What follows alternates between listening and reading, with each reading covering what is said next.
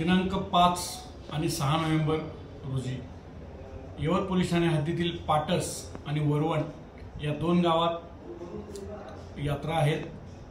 त्या अनुषंगाने ही दोन्ही गावं महत्त्वाची आणि मोठी असल्यामुळे या गावात जुनी परंपरा आहे, त्यामुळे भरपूर लोक यात्रेसाठी जमत असतात, नातेवाईक पै पाहुणे येत असतात, त्यामुळे यात्रेचं मोठं स्वरूप असतं।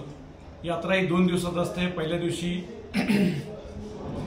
धार्मिक कार्यक्रम आणि छबिना पालखी, त्याचबरोबर मनोरंजनाचे कार्यक्रम असतात, पाळणे खेळण्याचे कार्यक्रम असतात आणि त्या अनुषंगाने येणारे भाविक हे मोठ्या प्रमाणात असल्यामुळे वाहतुकीची समस्या पण या ठिकाणी तयार होत असते। हा सदरचं गाव दोन्ही गाव ही सोलापूर पुणे हायवेवर आहेत, त्यामुळे पोलीस प्रशासनाने आज या ठिकाणी दोन्ही गावाचे यात्रा कमिटी त्याचप्रमाणे प्रतिष्ठित नागरिक ज्येष्ठ नागरिक यांची बैठक घेतली। त्या बैठकीच्या अनुषंगाने सांगोपांग चर्चा केली।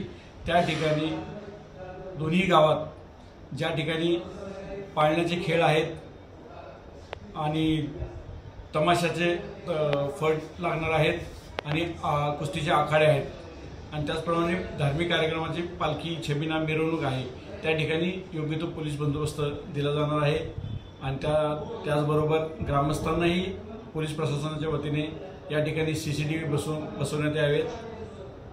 स्वयंसेवकांची नियुक्ती करावी जेणेकरून पोलीस प्रशासनाला सहाय्यभूत होईल। त्याचप्रमाणे PA सिस्टीम पण चालू करावी की जेणेकरून एखादी दुर्घटना जर घडत असेल किंवा एखादा अनुचित प्रकार निदर्शनास येत असेल तर सर्वांना PA सिस्टीमवरून अवगत करता येईल। या अनुषंगाने सांगोपांगी चर्चा करून ग्रामस्थांनीही ह्या सोयी करण्याचं निर्धारित केलेलं आहे। आवश्यक ठिकाणी पार्किंगची व्यवस्था करण्यासाठी पण सूचना देण्यात आलेल्या आहेत आणि त्याचप्रमाणे गावात ज्या ठिकाणी गर्दीची ठिकाणं आहेत, लोकांचं आवागमन जास्त होतं, अशा ठिकाणी वाहनं जाऊ नयेत यासाठी बॅरिकेडिंगची पण व्यवस्था करण्यात येणार आहे।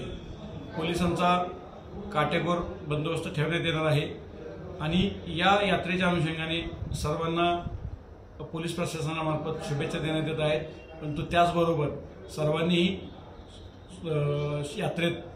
यात्रा चांगल्या पद्धतीने होण्यासाठी पोलीस प्रशासनास सहकार्य करण्याबाबत आवाहन करण्यात येत आहे आणि त्याचबरोबर कोणी सोशल मीडियाचा जपून वापर करावा, कोणी सोशल मीडियावर आलेली पोस्ट हिचं पडताळणी केल्याशिवाय ती पोस्ट हे करू नये, पुढे पाठवू नये आणि जर अशी चुकीची पोस्ट निदर्शनास येत असेल तर ती तत्काळ पोलीस प्रशासनाला कळवावे आणि ती पोस्ट कुठेही व्हायरल होणार नाही यासाठी सर्वांना सूचना द्याव्यात।